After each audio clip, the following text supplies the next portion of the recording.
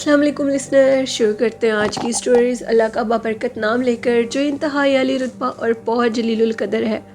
I hope میرے سبھی listeners بالکل ٹھیک ہوں گے، اور آج کی سٹوریز شروع کرنے سے پہلے میرے اس نیو چینل کو آپ سب نے سپورٹ کرنا ہے، چینل کو سبسکرائب کر کے۔ بڑھتے ہیں ناول کی نیکسٹ ایپیسوڈ کی طرف۔ اس کی آنکھیں اس طرح چمک رہی تھی جیسے اندھیرے میں دو چراغ جل رہے ہوں۔ اس کا قد پست تھا۔ اچانک سے جیسے دیے کی لو تیز ہوئی، میں نے اس کو دیکھا تو وہ چھوٹے قد کا آدمی اب تیزی سے کچھ بڑبڑانے لگا۔ جیسے ہی وہ کچھ پڑھنے لگا تو مجھے پتہ لگ گیا تھا کہ یہ میرے لیے خطرہ ہے، اور وہ اور کوئی نہیں تھا۔ جب وہ پڑھ رہا تھا تو مجھے پتہ لگ رہا تھا کہ وہ سارا ہے، یعنی وہ کافر جن جو کہ میرا دشمن تھا۔ اب میں اس ٹائم انسانی پیکر میں تھی، اور میرے لیے بہتر یہی تھا کہ میں جلدی سے انسانی پیکر سے باہر نکل آؤں، کیونکہ یہ میرے لیے موت کا سبب بھی بن سکتا ہے۔ جب تک وہ اپنے عمل کو پورا کرے گا، یہ میرے لیے خطرے کی گھنٹی بجا سکتا ہے۔ صحرا نے اور تیزی سے بڑھنا شروع کر دیا۔ تم یہاں کیا کر رہے ہو؟ اس نے جب مجھے دیکھا تو بڑی تیزی سے اس پست قد والے آدمی کے جسم سے باہر نکلا اور ناصر کے گھر کے ارد گرد گھومنے لگا۔ میں جلدی سے اپنی جنات کی شکتی میں آ گئی اور اس سہرا کے پیچھے بھاگنے لگی، لیکن وہ مجھ سے بچ کے نکل گیا۔ سہرا، میرا اتنا بڑا دشمن، یہ کہاں سے آ گیا؟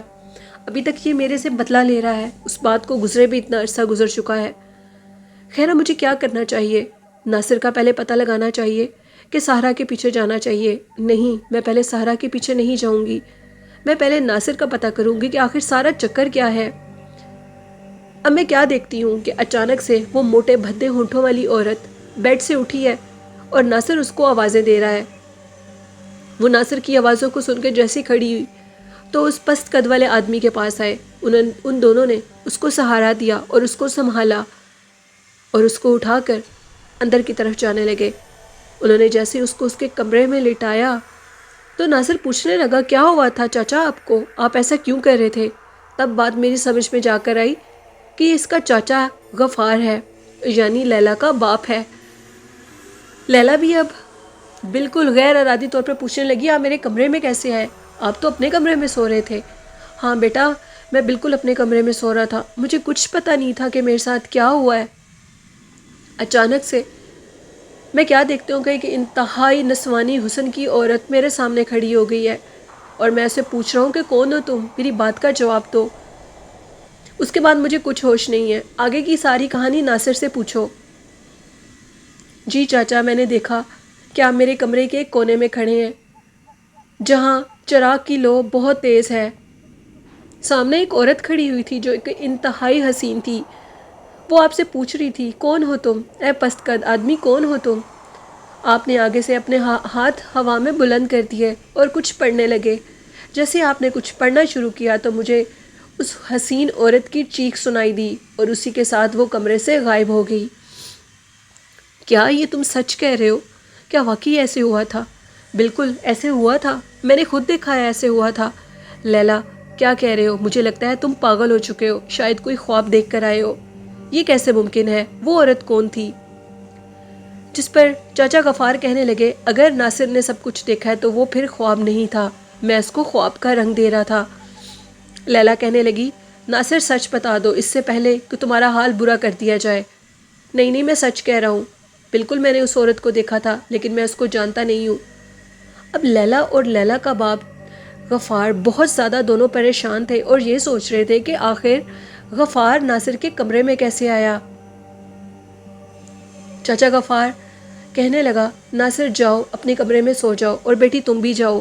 ٹھیک ہے، جاتی ہوں۔ لیلا، جو کہ باپ کی حالت کو دیکھ کر بھی اس کے سر کے اوپر جوں بھی نہیں رینگ رہی تھی، یہ کہہ کر اٹھ کر باہر جانے لگی، اور پھر پلٹی اور کہنے لگی، ناصر سوچ لو، اگر جھوٹ بول رہے ہو تو پھر بھی بتا دو، اور سچ بول رہے ہو تو بھی بتا دو، کہیں اپنے پاس سے تو کچھ نہیں بنا رہے۔ اب ہو سکتا ہے کہ تمہیں پھر حضرت جی کے پاس لے جانا پڑے۔ نہیں، میں جھوٹ بول رہا تھا، شاید میں خواب دیکھ رہا تھا، ایسا کچھ بھی نہیں ہے۔ کمرے میں کوئی نسوانی نہیں عورت نہیں تھی، کوئی حسین عورت کمرے میں موجود نہیں تھی، یہ سب میرا خواب تھا۔ چاچا غفار جو کہ ایک انتہائی شیطان انسان تھا، اس کے ارادے بھانپ چکا تھا اور اس کو پتا تھا کہ ناصر سچ بول رہا ہے۔ اچھا ناصر بیٹا اٹھو اور جاؤ اپنے کمرے میں۔ لیلا اور ناصر دونوں اپنے کمرے میں چلے گئے۔ میں یہ سب کچھ دیکھ رہی تھی آنکھوں سے۔ یہ سارا چکر کیا ہے؟ آخر یہ سب کچھ کیا ہو رہا ہے؟ اب مجھے سب سے پہلے سہرا کے پاس جانا ہوگا، میرا دشمن جو کہ مجھے یہاں سے پکڑنے کے لیے آیا تھا۔ ابھی میں ناصر کے کمرے سے نکل ہی رہی تھی کہ اچانک سے مجھے یہ محسوس ہوا کہ جیسے ناصر کے کمرے کی دیواریں ہلنے لگی ہیں، کوئی زلزلہ آ رہا ہے۔ میں نے پھر دیکھا تو دیوار کے اوپر سایہ سہرا کا تھا، اسی شیطان کافر جن کا جس کی سرنش میں نے کی تھی بصرہ کے شہر کے افتتاح کے موقع پر۔ لیکن میں نے وہ غلطی سے نہیں کی تھی، وہ جان بوجھ کر نہیں کی تھی۔ یہ کچھ نہ کچھ ایسا کر رہا تھا، تبھی اس کی شکایت کی تھی کہ وہاں کا ماحول خراب نہ ہو سکے۔ خیر اب میں نے دوبارہ اسی سہرا کے پیچھے بھاگنا شروع کر دیا۔ سہرا بھاگتا بھاگتا بغداد سے نکل کر بصرہ کی طرف جا رہا تھا۔ اب وہ بھاگتا بھاگتا بابل کے کھنڈرات کی طرف گیا تو میں بھی اس کے پیچھے چلی گئی۔ بابل کے کھنڈرات میں جانے کے بعد سہرا میری آنکھوں سے بالکل غائب ہو چکا تھا۔ میں اونچا اونچا بول رہی تھی، سہرا واپس آ جاؤ، جہاں بھی ہو میرے سامنے آؤ، کھل کر دشمنی کرو، چھپ کر کیوں کر رہے ہو؟ اس پست قد والے آدمی کے جسم میں تم ہی تھے، میں نے سب کچھ دیکھ لیا ہے۔ اب اچانک سے سہرا ایک کھنڈر کے پیچھے سے نکلا اور بھاگتا ہوا اوپر کی طرف پرواز کر رہا تھا۔ میں نے کہا رک جاؤ، اگر میں اپنے بھائی یوسف کو بتاؤں گی تو تم جانتے ہو کہ تمہارا انجام موت ہوگا۔ میرا بھائی یوسف جو کہ تم سے طاقت اور دکھنے میں بہت بڑا ہے، تم اس کے آگے کوئی اہمیت نہیں رکھتے، اس چیز سے تم بھی واقف ہو۔ اب تمہیں تمہارے سردار جن کی قسم ہے، رک جاؤ، تمہیں تمہاری شیطانی طاقتوں کی قسم ہے، ادھر ہی رک جاؤ، میں تمہیں کوئی نقصان نہیں دوں گی، اگر نہیں رکو گے تو آگ کی چھڑی سے تمہیں جلا دوں گی۔ یہ سن کر سہرا ادھر ہی رک گیا اور اپنے بھگوان کی قسم پر اسے واپس آنا پڑا۔ جیسے ہی وہ واپس آیا تو وہ میری طرف کمر کر کے کھڑا ہو گیا اور کہنے لگا بولو کیا بات ہے؟ میں ابھی تک بھولا نہیں ہوں تم نے جو میرے ساتھ کیا تھا۔ بصرہ کے شہر کے افتتاح کے موقع پر تم نے میرے ساتھ بہت برا کیا تھا، بے شک غلطی میری تھی۔ تم نے اپنے باپ اکزم کو بتا کر میری سرنش کروائی اور اس نے مجھے 6 ماہ کے لیے میرے شہر سے بے دخل کر دیا۔ 6 ماہ اپنے شہر میں ان بابل کے کھنڈرات میں آنے کے لیے ترس رہا تھا، اپنے ماں باپ سے ملنے کے لیے ترس رہا تھا۔ تمہیں مجھ پر بالکل ترس نہیں آیا۔ اسی کا بدلہ لینے کے لیے میں تمہارے پیچھے بغداد میں آ گیا تھا تاکہ تمہیں تکلیف دے سکوں، تمہیں پتہ لگے کہ تکلیف ہوتی کیا ہے۔ اب بس کرو سہرا، اس بات کو بھول جاؤ۔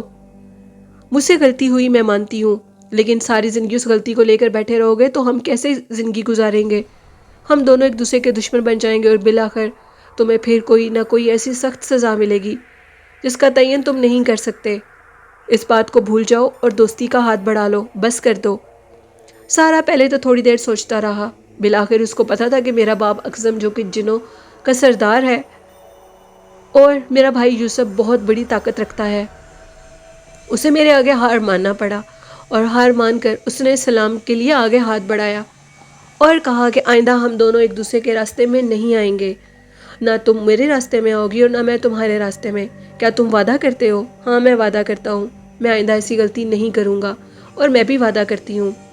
یہ کہہ کر سہرا اوپر اونچی پرواز بھرنے لگا اور چلا گیا۔ شکر ہے ایک دشمن سے تو جان بچی۔ اب مجھے پتہ لگانا ہوگا آخر حضرت جی کے نام پر ناصر اتنا ڈر کیوں گیا تھا؟ ایسی کیا بات ہے؟ اور ناصر مجھے بھی پہچاننے سے انکار کر رہا ہے۔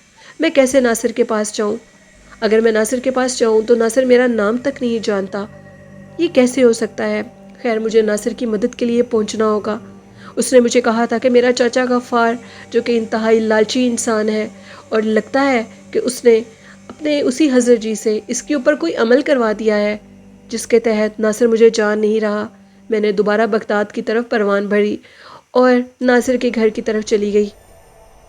جب میں ناصر کے گھر کے اندر گئی تو مجھے انتہائی حیرانگی ہوئی۔ اس ٹائم گھر میں کوئی بھی موجود نہیں تھا، لیلا گھر میں بالکل اکیلی تھی۔ اب مجھے اپنی جنات کی شکتی دکھانی تھی اور لیلا کو اپنے کنٹرول میں کرنا تھا۔ لیلا کو اپنے کنٹرول میں کر کے ہی مجھے ساری باتیں پتہ لگ سکتی تھی، آخر یہ سب کچھ چل کیا رہا ہے۔ میں نے تو ناصر کی مدد کرنی تھی، لیکن انہی دنوں میں مجھے کچھ ایسے ضروری کام پڑے جس کی وجہ سے میں ناصر کی مدد نہیں کر سکی۔ بالآخر مجھے ان ساری باتوں کو نظر انداز کرنا پڑا اور مجھے ناصر کے پاس دوبارہ آنا پڑا. تبھی تو پتہ لگا تھا کہ ناصر اتنی بڑی تکلیف میں ہے. خیر میں نے لیلا کو اپنے کنٹرول میں کر لیا. اب میں لیلا سے مخاطب تھی. لیلا کا سارا دماغ میرے کنٹرول میں تھا. بتاؤ تم کون ہو؟ میں ناصر کی کزن لیلا ہوں. ناصر سے شادی ہو چکی ہے؟ ہاں میری شادی ناصر سے ہو چکی ہے. کتنے عرصہ گزر چکا ہے اس کام میں؟ 2 سال گزر چکے ہیں. 2 سال سے میں ناصر کی بیوی ہوں. ناصر اتنا ڈر کیوں رہا تھا جب تمہارے باپ غفار نے حضرت جی کا نام لیا تھا؟ ڈرنا تو تھا ہی. حضرت جی نے ناصر کے اوپر ایسا عمل کروایا ہے جس کی وجہ سے ناصر میرے اور چچا غفار یعنی میرے باپ غفار کے کنٹرول میں آ گیا ہے. اسی عمل کو جاری رکھنے کے لیے ہر 6 ماہ کے بعد ناصر کو حضرت جی کے پاس لے جانا پڑتا ہے. اگر نہ لے کر جائے تو ناصر میرے کنٹرول سے نکل سکتا ہے اور مجھے چھوڑ بھی سکتا ہے. اچھا یہ بتاؤ، ناصر کی ایک بوڑھی ماں بھی تھی، ان کا تو بہت پہلے انتقال ہو چکا تھا. اچھا تو حضرت جی، ان سے کیا لیا تھا تم نے؟ تعویذ لیے تھے. ابا ان پر عمل کرواتے ہیں اور اس کے بعد ناصر بالکل میری کنٹرول میں آ جاتا ہے. اس کام کے لیے حضرت جی نے کافی بھارا معاوضہ لیا تھا ہم سے. کتنا بھاری معاوضہ؟ اس معاوضے کی قیمت ایک باغ تھا، کھجوروں کا باغ. کیا میں غلط ہوں؟ تو بتانا مجھے، کیا وہ باغ ناصر کا تھا؟ ہاں بالکل وہ باغ ناصر کا تھا. ناصر کے باقی سارے باغوں پر میرے باپ نے قبضہ کر لیا ہے. ناصر اب ہمارے کنٹرول میں ہے. اتنے میں دروازے کے اوپر دستک ہوئی. اب مجھے لیلا کا دماغ بالکل صاف کرنا تھا. اس کو یاد بھی نہ رہے کہ لیلا نے مجھے یہ باتیں بتائی ہیں. میں نے اپنی جنات کی شکتی کو دوبارہ دکھایا اور لیلا کا دماغ بالکل صاف کر دیا. جیسی لیلا نے دروازہ کھولا تو اس کا باپ غفار اندر آیا جس نے ناصر کو سہارے سے پکڑا ہوا تھا. ناصر کے جسم کے اوپر عجیب تشدد کے نشانات تھے. ناصر آ کے بیٹھ گیا اور جو ناصر کا باپ غفار تھا اس نے ناصر کو بیڈ پہ لٹا دیا اور لیلا کو کہا کہ جلدی ادھر آؤ، میری بات سنو. میں تو چونکہ ادھر موجود تھی اور اپنی جنات ہونے کا پورا فائدہ اٹھا رہی تھی، ساری باتیں سن رہی تھی. غفار کہنے لگا، لیلا بات بہت خطرے کی ہے. کیا بات؟ اس دن نسوانی آواز جو کہ میں نے سنی اور جس کا ذکر ناصر کر رہا تھا وہ سچ مچ کوئی تھا. ناصر جھوٹ نہیں بول رہا تھا. حضرت جی کے ڈر سے، ان کے تشدد کے ڈر سے، جو کہ وہ اس کو مارتے ہیں کانٹوں بھری چھڑی کے ساتھ، اس ڈر کی وجہ سے اس نے یہ ساری باتیں اگنور کر دیں، ان سے انکار کر دیا. کیا بات ہے بابا؟ بات یہ ہے کہ اس رات واقعی ایک عورت آئی تھی. وہ ایک جن ذاتی تھی جس سے ناصر کی ملاقاتیں ہوتی تھیں. انہی ملاقاتوں کی وجہ سے ناصر تم سے شادی نہیں کرتا تھا. ناصر اس جن زادی سے پیار کرتا تھا. حضرت جی نے کہا ہے کہ ابھی میں پورے طریقے سے اور پورے پتہ کرنے کے باوجود تمہیں اس چیز کا ہاں نہیں کر سکتا کہ شاید یہ وہی جن زادی ہو. اگر یہ وہی جن زادی ہے تو اس کا نام کیا ہوگا؟ غفار نے کہا، اس کا نام بھی تمہیں بتا دیتا ہوں. بات بہت خطرے کی ہے. وہ ناصر کے پاس دوبارہ لوٹ آئی ہے اور اب وہ ناصر کی کسی حد تک بھی مدد کر سکتی ہے. حضرت جی نے جب ناصر کے سر کو پکڑا اور زور سے جھنجھوڑا، مجھے محسوس ہو رہا تھا کہ جیسے حضرت جی کے پاس کوئی بہت بڑی روحانی طاقت ہو. حضرت جی نے ناصر کا سارا سر پکڑ کے مروڑ دیا تھا. ناصر کو اس سے بہت تکلیف ہوئی تھی. میں یہ ساری باتیں سن رہی تھی. ناصر کے جسم پر جگہ جگہ عجیب جلے کے نشانات تھے. ناصر بہت تکلیف میں تھا. یہ سوچے سمجھے بغیر کہ حضرت جی کتنی بڑی شخصیت ہو سکتے ہیں، ان کے پاس کتنی مخفی تعلیمات ہو سکتی ہیں، کتنی مخفی طاقتیں ہو سکتی ہیں، یہ سوچے سمجھے بغیر ناصر کو ان شیطان لوگوں سے بچانے کا فیصلہ میں کر چکی تھی. حتیٰ کہ میں یہ جانتی تھی کہ میری ماں نے مجھے بتایا تھا کہ انسان کتنے غلط ہوتے ہیں، کتنے چال باز ہوتے ہیں. یہ سوچے سمجھے بغیر میں آگ کے دریا میں کودنے لگی تھی اور اب حضرت جی کا رخ کرنے لگی تھی. اچانک سے لیلا نے کہا، بابا اس لڑکی، اس جن زادی کا نام کیا ہے؟ اس کا نام دینار ہے، لیکن ابھی میں تمہیں پکا نہیں بتا سکتا کہ شاید اس دن کمرے میں آنے والی طاقت وہی جن زادی تھی. بابا اب کیا ہوگا؟ بات تو خطرے کی ہے. میں نہیں جانتا آگے کیا ہوگا. سب کچھ حضرت جی ہی بتائیں گے. کیا ناصر مجھے چھوڑ دے گا؟ نہیں پگلی، ایسے کچھ مت کہو. ناصر کی ساری جائیداد پر تو میں قبضہ کر چکا ہوں. ناصر کو تمہیں میں چھوڑنے نہیں دیتا اور نہ ہی اس کو ہوش میں آنے دیتا ہوں. یہ ساری باتیں میں سن رہی تھی اور اب حضرت جی کے پاس جانے کا فیصلہ کر چکی تھی، کیونکہ سارا کا جو خوف تھا وہ ختم ہو چکا تھا۔ یہ تھی آج کے ایپیسوڈ نمبر 3 لسنرز، جو کہ پرسرار جنزادی کی ہے۔ آپ لوگوں کو کیسی لگی اپنا فیڈ بیک مجھے ضرور دیا کریں۔ کے ساتھ اپنی ہوسٹ نیلم یاسین کو اجازت دیجیے، دعاؤں میں یاد رکھیے گا۔ اللہ حافظ۔